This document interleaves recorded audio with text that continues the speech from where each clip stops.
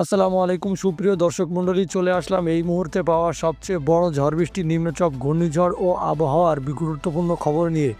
ইতিমধ্যে বাংলায় আঘাত হেনেছে গভীর নিম্নচাপ। সারা দেশের আকাশ মেঘাচ্ছন্ন রয়েছে।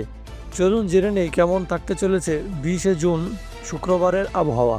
খুলনা, বরিশাল, সিলেট, রংপুর, ময়মনসিংহ, ঢাকা, চট্টগ্রাম, রাজশাহী, ভারতের আসাম, পশ্চিমবঙ্গ, মিজোরাম, মেঘালয় ও ত্রিপুরা রাজ্যের কোথাও কোথাও ঝড় বৃষ্টি, নিম্নচাপ ও আবহাওয়ার কেমন অবস্থা বিরাজ করবে সম্পূর্ণ জানিয়ে দেব আজকের গুরুত্বপূর্ণ এই ভিডিওটিতে।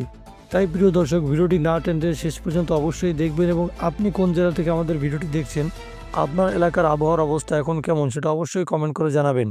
এবং প্রতিদিন আবহাওয়ার সর্বশেষ আপডেট জানতে আমাদের সঙ্গেই থাকবেন, ভিডিওতে লাইক দিবেন, চ্যানেলটিকে সাবস্ক্রাইব করে আমাদের পাশেই থাকুন।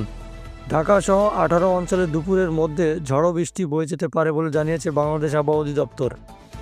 আজ শুক্রবার 20শে জুন দুপুর 1টা পর্যন্ত দেশের অভ্যন্তরীণ নদীবন্দরগুলোকে আবহাওয়ার পূর্বাভাসে এই তথ্য জানানো হয়েছে।